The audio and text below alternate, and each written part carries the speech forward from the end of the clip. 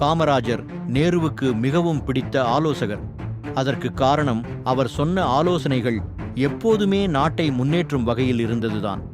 1962 India சீனாவிடம் தோல்வி கண்டது. நாடு குழப்பத்தில் இருந்தபோது காமராஜர் தன்னுடைய நிதானத்தையும் நுண்ணறிவையும் இழக்கவில்லை. நேரு அமெரிக்காவிடம் ஆயுத உதவி கேட்டார்.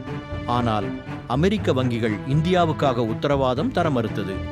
அந்த நேரத்தில் காமராஜர் நேருவிடம் அமைதியாக சொன்னார், இந்தியாவில் அமெரிக்கன் எக்ஸ்பிரஸ் வங்கி இருக்கிறது அல்லவா, அவர்களின் உரிமத்தை ரத்து செய்யுங்கள்.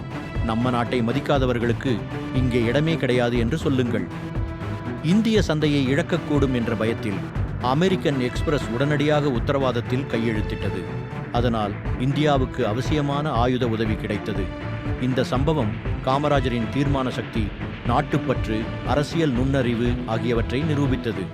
அதனால்தான் நேரு அவரை என் மிக நம்பகமான ஆலோசகர் என்று பெருமையாகச் சொன்னார். காமராஜர் ஒரு தலைவராக மட்டுமல்ல, இந்தியாவுக்கு தேவைப்பட்ட பிரதமராகவும் இருந்தார். உங்களுக்கு பிடித்த காமராஜர் சம்பவம் எது? கமெண்டில் சொல்லுங்கள். அந்த மகானின் நினைவுகள் மீண்டும் உயிர் பெறட்டும்.